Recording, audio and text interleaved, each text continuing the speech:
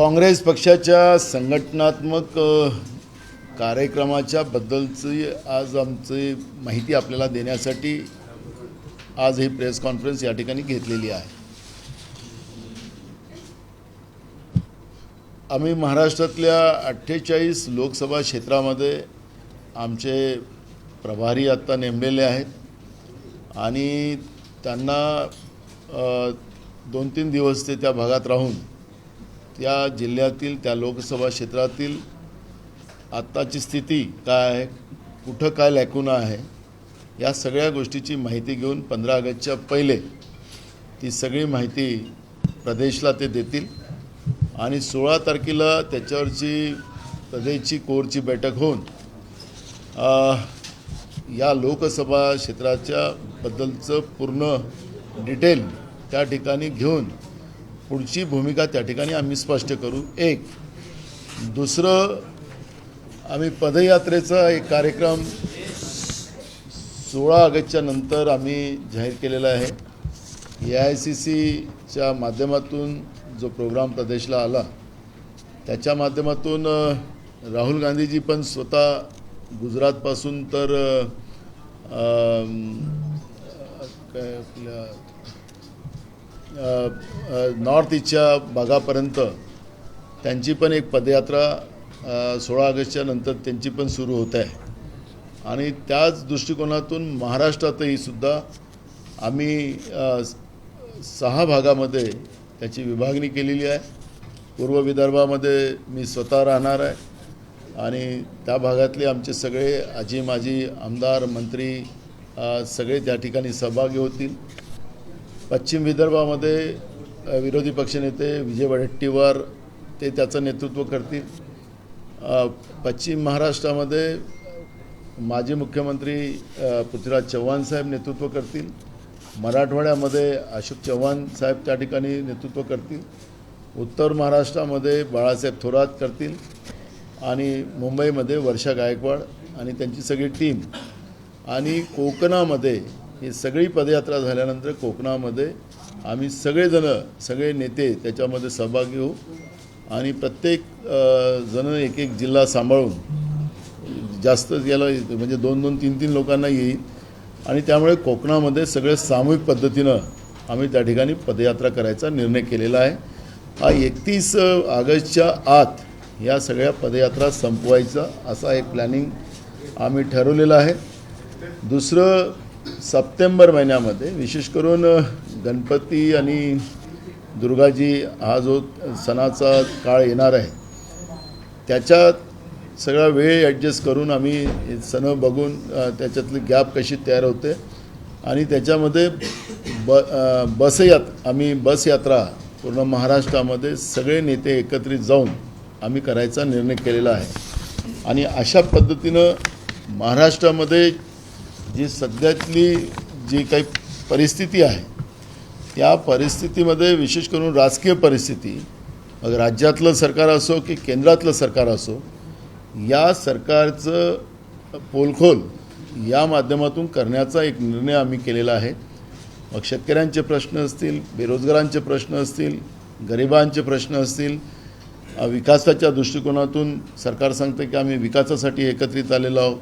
अशा वेगळ्या वेगळ्या कोणता विकास यांचा आहे, यांचा विकास स्वतःचा आहे की जनतेचा आहे, हे सगळं लोकांपर्यंत मांडण्याचं काम, ही भूमिका या सगळ्या दौऱ्यामध्ये केली जाणार आहे आणि या पद्धतीचा एक कार्यक्रम काँग्रेस पक्षाने पूर्ण महाराष्ट्रामध्ये तयार केलेला आहे।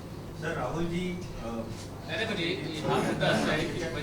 तुम्ही निवडणुकीच्या तयारीला लागले आहेत कारण की आगामी काही दिवसांची चर्चा आहे, सप्टेंबर किंवा ऑक्टोबरमध्ये काही निवडणुका होण्याची शक्यता आहे। बघा, निवडणुका केव्हा लागतील याच्यासाठी नाही, आज जी काही परिस्थिती केंद्राच्या नरेंद्र मोदीच्या सरकारने जी निर्माण करून ठेवलेली आहे आणि महाराष्ट्रासारख्या शाहू फुले आंबेडकरांच्या विचाराच्या महाराष्ट्रामध्ये भय आणि भ्रष्टाचाराच्या माध्यमातून जे काही सरकारची निर्मिती झालेली आहे आणि त्याचे परिणाम संविधानिक व्यवस्थेवर, त्याचे परिणाम शेतकऱ्यांवर कसे चाललेत, त्याचे परिणाम तरुणांवर कसे चाललेत आणि गरीब माणसाचे प्रश्न ज्या पद्धतीने निर्माण झालेत, या सगळ्या प्रश्नाची काळजी काँग्रेस पक्षाला आहे आणि त्या दृष्टिकोनातून लोकांपर्यंत संवाद साधणं आणि लोकांना या सरकारची वस्तुस्थिती मांडणं एक काँग्रेस पक्ष म्हणून ही आमची जबाबदारी आहे, एक विरोधक म्हणून आमची जबाबदारी आहे. ते काम आम्ही करू. Single one by one.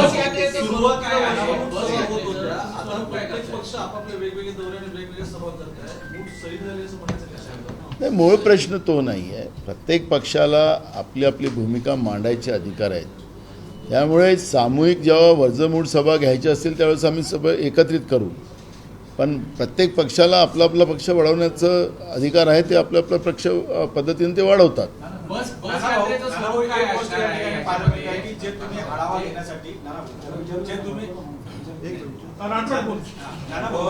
ज्या नेत्यांची तुम्ही 48 लोकसभा मतदारसंघामध्ये आढावा घेण्यासाठी नियुक्ती केला आहे, या माध्यमातून एक दिसतं की महाविकास आघाडीमध्ये 2 पक्षांमध्ये फूट पडली. त्यानंतर मात्र काँग्रेस पक्ष आपली ताकद वाढवण्याचा प्रयत्न या माध्यमातून करणार आहे का, असं या ठिकाणी पाहायला मिळतं. महाराष्ट्र तसंही हा काँग्रेस विचाराचाच राहिलेला आहे. मधल्या काळामध्ये कुठेतरी आमच्या चुकामुळे आम्ही मागं पडलेलो होतो. पण आता पुन्हा लोकांचा विश्वास हा काँग्रेसवरच पुन्हा निर्माण झालेला आहे. आणि जिथं मूळ पक्षच महाराष्ट्रामधला काँग्रेस असल्यामुळे आम्ही कुठल्या पक्षामध्ये काय फूट पडली आहे म्हणून नाही, पण भाजपने जे काही हुकुमशाहीचं सत्तेच्या आधारावर जी काही मानसिकता निर्माण केली आणि त्याचा परिणाम सर्वसामान्याला भोगावं लागलं, त्यामध्ये संविधानिक व्यवस्थेचे तिरा वाजवण्याचं पाप यांनी केलं. ही काँग्रेसची जास्त जबाबदारी जाते की ह्या सगळ्या व्यवस्थेला कसं वाचवता येईल. आणि म्हणून काँग्रेस पक्ष त्या ताकदीनंच लोकांमध्ये जाऊन लोकांना वस्तुस्थिती मांडण्याचं काम करणार आहे. म्हणून कुठल्या पक्षामध्ये फूट पडली म्हणून आम्ही या ठिकाणी या पद्धतीची भूमिका घेतो त्याचा असा अर्थ होत नाही. तुम्ही जी बस यात्रा म्हणताय नक्की बस यात्रा म्हणजे काय आहे? कुठून जाणार, लोकांना भेटणार, आम्ही त्याची रूट आम्ही आता तो रूट आम्ही जाहीर करणार आहे. त्याला तो रूट आम्ही 31 ऑगस्टच्या पहिलेच आम्ही तो रूट सगळा जाहीर करू. तो आपण माध्यमालाही सांगू आणि खालच्या पातळीवर पण. इंडियाची बैठक आहे 31 आणि 1 त्याची तयारी ऑलरेडी अशोक चव्हाणांना आहे. असं असताना हे प्रमुख नेते पदयात्रा कशी करतात? 2 गोष्टी आहे.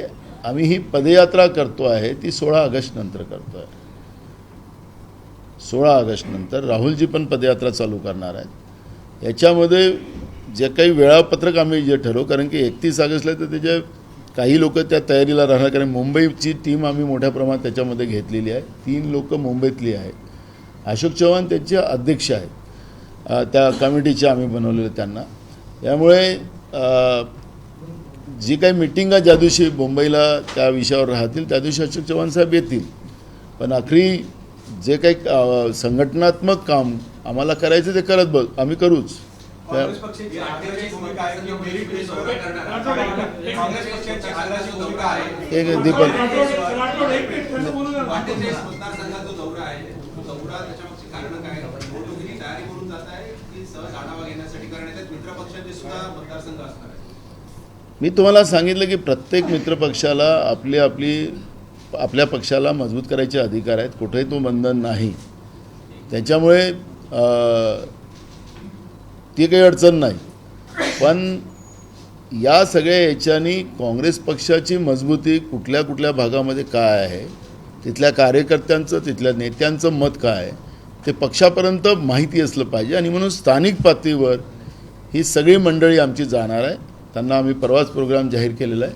सगळ्या जबाबदार आणि सगळ्या मोठ्या नेत्यांना आम्ही ही जबाबदारी दिलेली आहे. एकाला 2-2 लोकसभा क्षेत्र आम्ही दिलेले आहेत.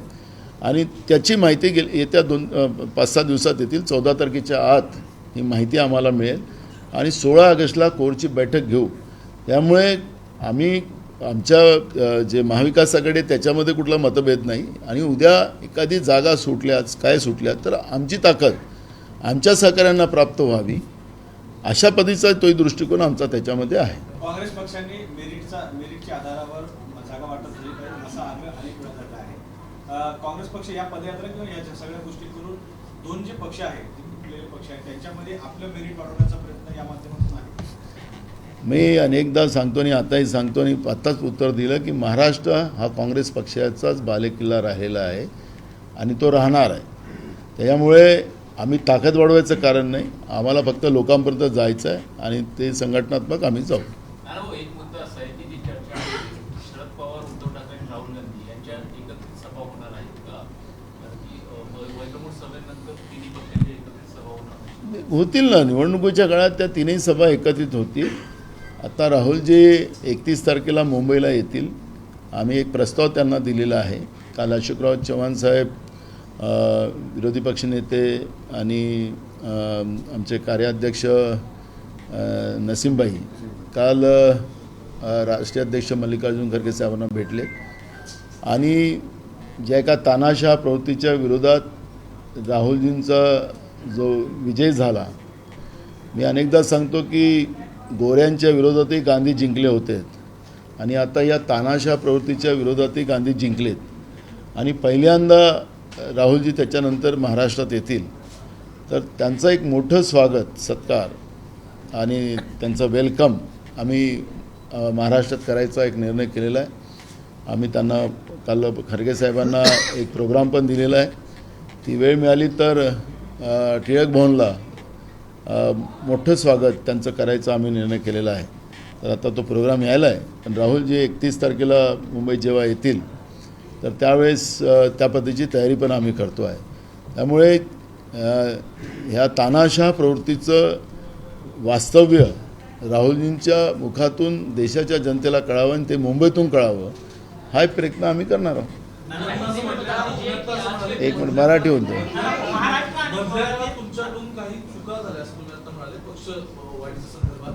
बघा, आमचं संघटनात्मक लॅकुना जो काही आमचा आला त्याच्यातलं आमचं नुकसान झालंच आहे, ते आम्हाला नाकारता येत नाही.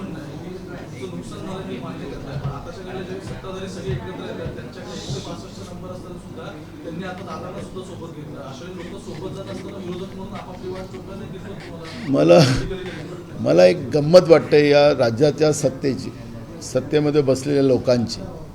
मी विधानसभेमध्ये विधानसभा अध्यक्षाला विचारलं की अजितदादाबरोबर किती आमदार आहेत. उत्तर दिलं का विधानसभा अध्यक्षांनी? पण राज्याचे मुख्यमंत्री का राज्याचे उपमुख्यमंत्री दोनही सांगतात की आमचा जो 210च्या वर आमचा जो बहुमत आहे. मग विधानसभा अध्यक्षाला ते सांगायचं पाहिजेच ना, कारण की मी सांगितलं की राज्याच्या जनतेला हा प्रश्न पडलेला आहे की कोण कुठं आहेत आणि हे राज्याच्या जनतेला आणि आम्हाला आमचा समजण्याचा अधिकार आहे. पण सरकार का लपवतं? कुठलं बहुमत आहे? भय आणि भ्रष्टाचाराने मिळवलेल्या बहुमताचा उल्लेख ते करू शकत नाही, तर या पद्धतीच्या बहुमताचं काय काम आहे? आणि म्हणून मी तुम्हाला सांगतो की यांचा जो कुठलं बहुमत आहे, आणि मी विचारला प्रश्न विधानसभेमध्ये, नाही विचारला असता आम्ही चूप राहिलो असतो तर आम्ही दोषी असतो. ज्या ठिकाणी प्रश्न विचारायचा तिथं आम्ही विचारलेलं आहे. सरकार का लपते आहे, का लपवत आहे सगळं? आणि महाराष्ट्रातलं जो शाहू फुले आंबेडकरांचा वारसा प्राप्त असलेल्या महाराष्ट्रामध्ये हे पाप BJP पुरस्कृत का करते आहे, हा प्रश्न राज्याच्या जनतेसमोर पडलेला आहे. त्यामुळे हा बहुमत जे आहे हे कोणतं बहुमत आहे ते तर एकदा आम्हाला स्पष्ट केलं पाहिजे. शरद पवारांबद्दल तुम्हाला संभ्रम आहे का? की काही चर्चा अशा आहेत की राष्ट्रवादी जर संभ्रम आहे, तुमचं काय मत आहे? काल त्यांनी पत्र लिहून ते म्हटलं की आमचा पक्ष फुटलेला नाही.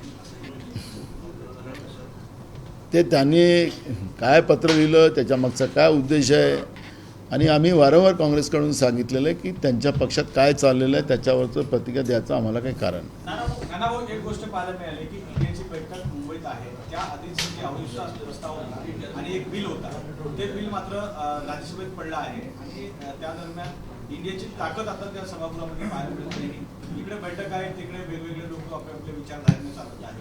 मग तुम्ही कसं म्हणतात की राहुल गांधीची संकल्पना इंडियाची ते तर यायच्या आधीच वेळ झाली?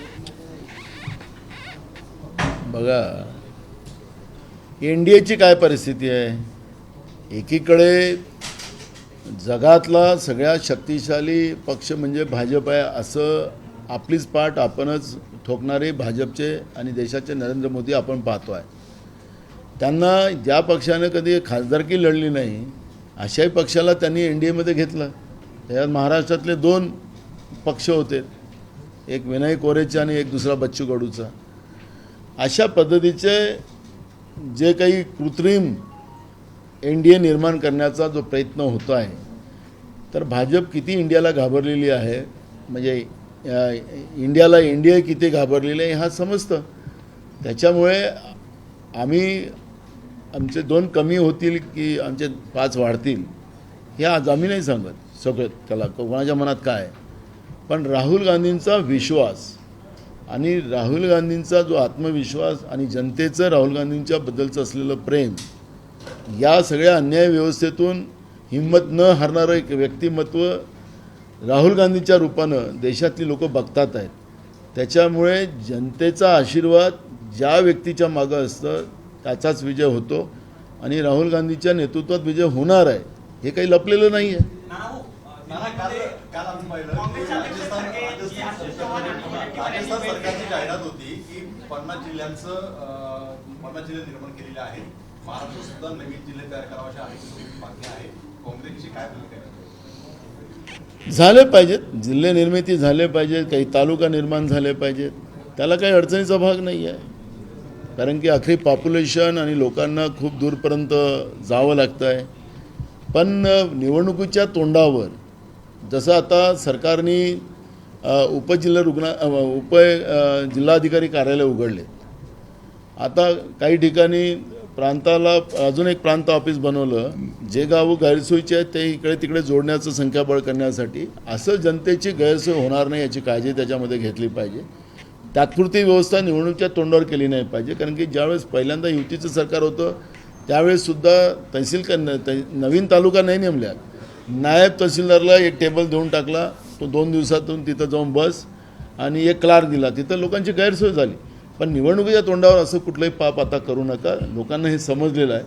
तुम्हाला जिल्हे घोषित करायचे आता केलं पाहिजे, त्याची व्यवस्था केली पाहिजे. जनतेला त्रास होता कामा नये अशा पद्धतीच्या व्यवस्था केल्या पाहिजेत. जसं राजस्थानमध्ये निवडणुकीला वेळ होता, तरी राजस्थान सरकारने, अशोक गहलोतच्या सरकारने त्या ठिकाणी जिल्हे निर्मित केलेत. आरोग्याचा कायदा आणला, शिक्षणाचा कायदा आणला, 10 लाखापर्यंतचं आरोग्य मोफत व्यवस्थेमध्ये करून देण्याचं त्या ठिकाणी बजेट प्रोव्हिजन केलं. महाराष्ट्रामध्ये आरोग्य व्यवस्थेसाठी फक्त 1.5% बजेट प्रोव्हिजन आहे. सगळे शासकीय आरोग्य व्यवस्था हे आजारी पडलेले आहेत. तर त्याच्यामुळे असं निवडणुकीच्या तोंडावर, कारण की मागचं फडणवीसाच्या सरकारमध्ये निवडणुकीच्या तोंडावर घोषणा झाल्या. शिक्षकांना सांगितलं तुम्हाला आम्ही अनुदान दिलं, याला सांगितलं आपल्या पोलीस पाटलाला तुम्हाला दिलं, होमगार्डाला सांगितलं, असं अनेक लोकांना त्यांनी हे केलं आणि बजेट प्रोव्हिजनच केले नाही. कुठलं कॅबिनेटमध्ये फायनान्स डिपार्टमेंटमधून ती फाईलच आली नाही.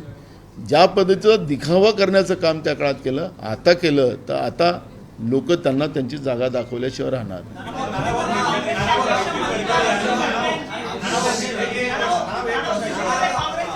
मल्लिकार्जुन खरगे यांची अशोक चव्हाण आणि वडेट्टीवार यांनी भेट घेतलेली आहे. आगामी काळामध्ये राज्यातील पक्ष संघटनेत काही बदल होऊ शकतात का? कोणी सांगितलं? चर्चेत हो, तुम्ही चर्चेत होते का?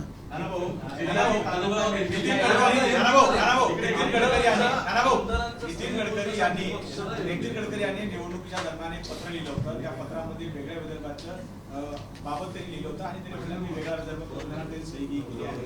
महाविकास आघाडीमध्ये ही भूमिका वेगळ्या विदर्भाची असणार आहे. एक बघ, खोटं आश्वासन आम्ही देणार नाही. खोटारडा हा आमचा पक्ष नाही.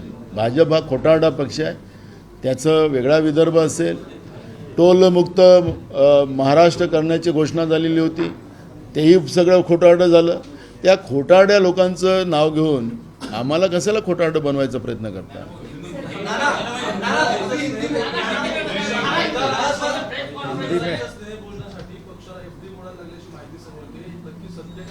मला एक कळत नाही की ही बातमी कोणी पेरली, मला त्याची माहिती नाही. त्याला कुठून माहिती मिळाली, कोणी छापलं ते मला माहिती नाही. आणि असं झालंच नाही तर त्याला सांगायचं काय? आणि FDचं आता तुम्ही लोक व्यवहारात राहता, FD मॅच्युअर्ड झाली तर तिला आपण बँकेतच ठेवतो का तिला काढून पुन्हा रिन्युअल करतो? नाही, माझा प्रश्नाचं उत्तर मला ज्या कोणी ऐका ना, मला एक बघा, काँग्रेसला बदनाम करून त्यांना काही फायदा होत असेल तर बिलकुल केलंच पाहिजे. आणि मी सांगितलं की काँग्रेस हे बदनाम होऊ शकत नाही. आणि नानाला केलं तर नानाला उलटे केलं, सरळ केलं तर नानाच राहतो. त्याच्यामुळे ज्याला छापायचं त्यांनी छापा, पण वस्तुस्थितीला घेऊन तर छापलं पाहिजे. या पद्धतीनं काँग्रेस पक्षाला आणि मला बदनाम करण्याचा प्रयत्न केला तरी फायदा आमचाच आहे, नुकसान काहीच नाही. ज्याचं आमचं काही संबंधच नाही, ज्या व्यवस्थेचा आमचा संबंध नाही, त्याही गोष्टी तुम्ही छापत असाल आणि दाखवत असाल तर दाखवा. आम्हाला त्याला काही आम्ही तर कोणावर हक्कभंग आणायचं नाही करणार. विधानसभेत सांगितलं की काही मीडिया चुकीचं दाखवतात, पोरं परीक्षा कुठंच घोटाळा झालेला नाही ते खोटं दाखवतात माध्यमं, आम्ही हक्कभंग आणू असं राज्याचे उपमुख्यमंत्री देवेंद्र फडणवीसांनी विधानसभेच्या रेकॉर्डवर आणलं. आम्ही नाही म्हटलं कधी की आम्ही एखाद्या पेपरवाला खोटीचा छापला तर म्हणून त्याला हक्कभंग आणू किंवा माध्यमावर आणू. आता ज्याला या पद्धतीचं पाप करायचं असेल तर त्यांनी करावं. ज्या गोष्टी घडल्याच नाही, ज्या घडलेल्या नाही गोष्टीला त्याला सांगायला निघाले असतील तर ठीक आहे, त्यांना लकला बसो. पण मला कोणाच्याबद्दलचा द्वेष करायचा नाही. कोणी काय छापायचं छापा, कोणाला दाखवायचं ते तुम्हाला तेव्हा अधिकारच आहे चौथा स्तंभाला. पण वस्तुस्थितीला घेऊन सगळं केलं तर मला असं वाटतं की चौथा स्तंभेची भूमिका एकदम स्पष्ट आहे.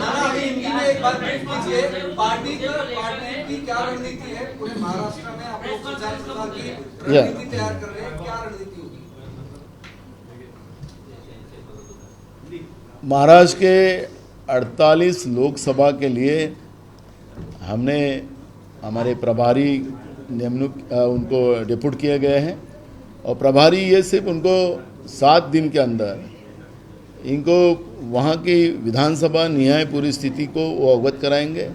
15 तारीख के पहले वो प्रदेश को पूरा रिपोर्ट सादर करेंगे. 16 तारीख को हमारी कोर की बैठक होगी. उसमें हम उस लोक पार्लियामेंट क्षेत्र में क्या कौन सा लैकुना है, क्या तकलीफ है, वो बात को समझेंगे और पार्टी वहाँ पर उसी ताकत के साथ मजबूती से खड़ा होना चाहेगी और उसकी पूरी कांग्रेस की तरफ कोशिश करेंगी. 48 जगह में काम करते समय जो भी हमारे अलायंस में जगह छूटेगी तो वहाँ पर हमारा जो साथी रहेगा उसको उसकी हमारे ताकत का फ़ायदा हो, ये भी उद्देश्य उसके पीछे रहेगा. एक दूसरा, राहुल जी गुजरात से नॉर्थ ईस्ट तक उनका मेघालय तक उनकी जो पदयात्रा सेकंड टप्पे की शुरू होने वाली है, जब वहाँ पे यात्रा शुरू होगी राहुल जी की, तब महाराष्ट्र में भी हम लोग हमारी पदयात्रा करने का हम लोगों ने एक प्लान किया. AICC ने हमको ये प्रोग्राम दिया है और वहाँ पर मैं खुद पूर्व विदर्भ में करूँगा पदयात्रा. पश्चिम विदर्भ में हमारे अपोजिशन लीडर विजय वडेट्टीवार करेंगे. उत्तर महाराष्ट्र में बाला साहब थोरात करेंगे. मराठवाड़ा में अशोक चौहान जी करेंगे और पश्चिम महाराष्ट्र में पृथ्वीराज चौहान जी करेंगे उसका नेतृत्व और बम्बई में वर्षा गायकवाड़ करेंगी. और कोंकण के एरिया में सभी नेता हमारी पदयात्रा खत्म इधर से होने के बाद कोंकण में हम सब लोग मिलके वहाँ जाएंगे. ये हो गया हमारा पदयात्रा का प्रोग्राम. ये यात्रा ख़त्म होने के बाद हम लोगों की बस यात्रा शुरू होने वाली है और बस यात्रा में हम पूरे महाराष्ट्र के हमारे सभी नेता साथ में रहेंगे और हर जगह हमारी सभाएं होंगी. हम लोगों से बातें करेंगे, लोगों की तकलीफ़ें सुनेंगे, सरकार की केंद्र सरकार की और राज्य सरकार की खामियां लोगों तक पहुंचाएंगे. और ये सरकार कैसे किसान विरोधी है, ये सरकार कैसे युवाओं के विरोध वाली है, कैसे गरीबों के विरोध वाली सरकार है, कैसे ये लोकतंत्र को ख़त्म करना चाहती है, इस बारे में हम लोगों से संवाद बनाएंगे. और मुझे लगता है कि एक बड़ा परिवर्तन महाराष्ट्र में अपने को आने वाले दिनों में इस यात्रा के बाद देखने मिलेगा. सर, लेकिन 48 सीटों पर आप कह रहे हैं कि पूरे महाराष्ट्र में आप लोग पदयात्रा करेंगे, तो आपके जो अलायंस पार्टनर हैं उनको विश्वास में लिया गया, क्योंकि इससे संभ्रम निर्माण होगा. आप भले कह रहे हैं कि उससे फायदा मिलेगा, लेकिन संभ्रम की स्थिति बनेगी क्योंकि कई दिनों तक पदयात्रा चलेगी, तो उसको कैसे मैनेज करेंगे? देखो, मैंने आपको शुरुआत में कहा और हमने आपको जब बताते समय कहा कि सभी पार्टियों को, हमारे साथी पार्टियों को अपने अपने पार्टी की ताकत बढ़ाने का अधिकार है. इसलिए इसमें कोई हमारे में डिस्प्यूट नहीं आएगा. हम लोग मिलकर ही काम करने वाले हैं.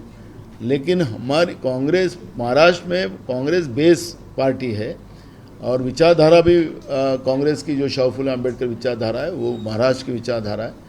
और इसलिए हम जो लोगों के पास जाने से हमारे साथी दलों को भी फायदा होगा और हम करेंगे और उनको कोई तकलीफ नहीं होगी। सर, एक सवाल ऐसा है कि बीआरएस जैसे अभी जो प्रयाग पक्ष जो है अभी उन्होंने छलांग लगाई है, तो ऐसे में जो कांग्रेस पक्ष है इनको क्या क्षति पहुंचने का मतलब चिन्ह है ऐसे नजर आ रहा है? तेलंगाना में रोज तेलंगाना पार्टी के बड़े नेता कांग्रेस ज्वाइन कर रहे हैं, तो महाराष्ट्र में हमें कोई फर्क नहीं पड़ेगा। महाराष्ट्र में उनको महाराष्ट्र भी बहुत दूर है तेलंगाना से, और इसलिए महाराष्ट्र में कांग्रेस को उसका कोई फर्क नहीं पड़ेगा, कांग्रेस को उल्टा फायदा ही होगा। सर, राहुल गांधी क्या मुंबई आने वाले हैं? जो इंडिया की बैठक होने वाली है उसके पहले राहुल गांधी को सम्मानित करने के लिए कुछ कार्यक्रम, एक तानाशाह प्रवृत्ति के विरोध में लड़ते लड़ते जो जीत राहुल गांधी जी की हुई है उसका एक जोरदार वेलकम हम महाराष्ट्र में करना चाहते हैं। कल ही अशोक चौहान जी, हमारे अपोजिशन लीडर वडेट्टीवार जी, नसीम खान जी ने मिलकर हमारे राष्ट्रीय अध्यक्ष मल्लिकार्जुन खड़गे जी के सामने ये प्रस्ताव रखा और उन्होंने उसको मान्यता दी है। राहुल जी से बात होके वो भी होगा। एक बड़ा प्रोग्राम उनका वेलकम हम मुंबई में करना चाहते हैं और मुंबई से पूरे देश को जो भी ये तानाशाह प्रवृत्ति में उनको जो तकलीफें हुई और आगे की रणनीति देश की जनता को वो बताए, ये उसके पीछे का मकसद है। और एक बड़ा वेलकम हम मुंबई में 31 अगस्त को करना चाहते हैं। संसद में अविश्वास प्रस्ताव पे भी चर्चा चल रही है। सत्ता पक्ष के लोगों ने राहुल गांधी के नाम बोलने पर भी हंगामा किया। कैसे इस चर्चा को आप देख रहे हैं और सारी गतिविधियों को किस तरह से आप देख रहे हैं? राहुल गांधी से मोदी डरते हैं तो सत्ता पक्ष तो डरना ही है ना। सत्ता पक्ष के सभी मंत्री हो, उनके सांसद हो, तो मोदी जी से डरते हैं और मोदी जी डरते हैं राहुल गांधी जी से। तो इसलिए वो तो राहुल गांधी जी ना बोले वही कोशिश करेंगे, और राहुल गांधी जी नहीं बोले, संसद में ना आए करके उनके ऊपर झूठा एलिगेशन लगाया गया और वो एलिगेशन लगाकर उनको 2 साल की सज़ा सुनवाई गई और उनका लोकसभा का सदस्यत्व रद्द किया गया। अब राहुल जी पहुँचे तो डर तो होना ही है, लेकिन राहुल जी बोलेंगे। वो कोई किसी का इनके दिए हुए संसद पद नहीं है, जनता ने दिया हुआ संसद पद है और लोगों की भावना रखना और लोगों की बात रखना ये राहुल गांधी का स्वभाव है। मन की बात बताने का स्वभाव नहीं है। तो राहुल गांधी जनता के मन की बात बताने वाले हैं और स्वाभाविक है कि बीजेपी के बैठे हुए सत्ता में लोग जो है केंद्र में, वो तो राहुल गांधी को डरेंगे। नाना, ये कहा जा रहा था कि जब राहुल गांधी बोलने का टर्म था तब गौरव गोगोई ने बात संसद में बोला, इसलिए ये सवाल उठ रहा है। जब राहुल गांधी को संसद में बोलना था तब गौरव गोगोई ने अपनी बातें रखी, राहुल गांधी नहीं बोले, इसलिए सवाल उठ रहा है। देखो, चर्चा शुरू है। कांग्रेस के जो समय दिया गया है, अभी भी कांग्रेस का समय बचा है। राहुल गांधी जी कब बोले, पहले बोले या आखिरी बोले, तो डिसाइड कांग्रेस पार्टी करेगी ना। तो राहुल गांधी जी जब पार्टी उनको जब समय देंगी तब बोलेंगे। तो हम लोग डेमोक्रेसी को मानने वाले लोग हैं, लोकतंत्र को मानने वाले लोग हैं। मैं नेता हूँ तो मैं ही करूँगा, ऐसा हमारे पार्टी में नहीं है। वो बीजेपी में है, वो मोदी के राज में है। को लेकर मुद्दा गरमाया हुआ है। अनुराग ठाकुर ने ये कहा कि राहुल गांधी ये बताए कि राजीव गांधी फाउंडेशन में जो चाइना से फंडिंग की गई उसका पैसा कहाँ गया। आरोप लगाया गया कि राजीव गांधी फाउंडेशन में चीन की तरफ से जो पैसा आया गया उसका इस्तेमाल किया गया। इनके पास 9 साल से अभी 10 साल, अभी पूरा चुनाव का भी समय आ गया। फरवरी में चुनाव भी लगेगा सेकंड टर्म का। 5 साल तो पहले मिले, अभी पूरा सेकंड टर्म मिला। तो इन लोगों ने जांच कर लोगों के सामने तो लाना चाहिए ना। आरोप लगाने से नहीं चलेगा। लेकिन पीएम केयर में कोरोना के समय में लोग मुसीबत में थे और जब मुसीबत में थे उनसे लोगों से पैसे लिए गए। वो पैसे के बारे में जब हिसाब पूछा गया, माहिती के अधिकार में पूछा गया, तो प्रधानमंत्री जी ने क्या कहा कि मैं हिसाब नहीं दूंगा। राहुल गांधी जी ने कहा है, सोनिया जी ने कहा है कि हम हिसाब नहीं देंगे। नहीं, मेरी बात समझ लो। कौन क्या बोलता है उसका नहीं, हम जवाब दे रहे ना। हमने कब बोला है कि हम हिसाब नहीं देंगे, कहाँ से पैसा है उसके बारे में कभी राहुल गांधी जी सुना, सोनिया गांधी सुना? लेकिन पीएम केयर के बारे में प्रधानमंत्री जी ने क्या बोला हम नहीं देंगे हिसाब, माहिती अधिकारी में नहीं बैठता। चीन ने पैसा दिया है, चीनी कंपनियों ने दिया। चीन ने पैसा दिया, चीनी कंपनियों ने पैसा दिया है कि कहाँ से पैसा आया, फिर उसका हिसाब क्यों नहीं दे रहे हो? एक उंगली दूसरे तरफ करते हो तो चार उंगली तुम्हारे तरफ रहते ही है। ये हमारे मित्र अनुराग ठाकुर को आप भी बताइए, आप जीएसटी से पैसा लूटकर जो मित्रों में दिया जा रहा है उसका हिसाब देना पड़ेगा आपको। आम जनता को लूट के पैसा अपने मित्रों को दे रहे हो, आम लोगों को बर्बाद कर रहे हो, उनके मेहनत का पैसा, पसीने का पैसा अदानी को आप दे रहे हो, तो ये लोग देख रहे, ये आरोप से नहीं चलेगा। तो ये अपने पाप छुपाने के लिए इस तरह के गलत आरोप लगाना, ये बीजेपी का हमेशा सूत्र रहा है, उसी आधार पे आरोप लगा रहे हैं, वास्तविकता नहीं है।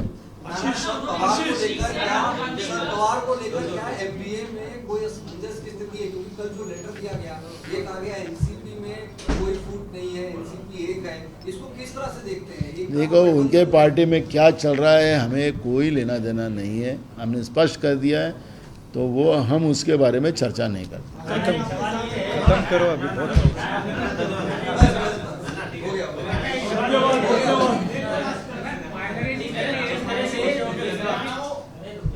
जिस तरह से भारत जोड़ो यात्रा राहुल गांधी ने शुरू की थी, उसका फायदा चुनाव में होगा, तो कांग्रेस को लगता है कि लोगों से जुड़ने का एक अच्छा माध्यम है पद यात्रा, इसलिए हम महात्मा गांधी जी के अनुयायी हैं और उसका गर्व है हमें। महात्मा गांधी जी पदयात्रा के माध्यम से ही संवाद बनाते थे और हमारे नेता राहुल गांधी जी ने वही किया और हम कार्यकर्ता हैं, हम भी यही करेंगे, तो उससे फायदा ही है। एबीपी माझा, उघडा डोळे बघा नीट।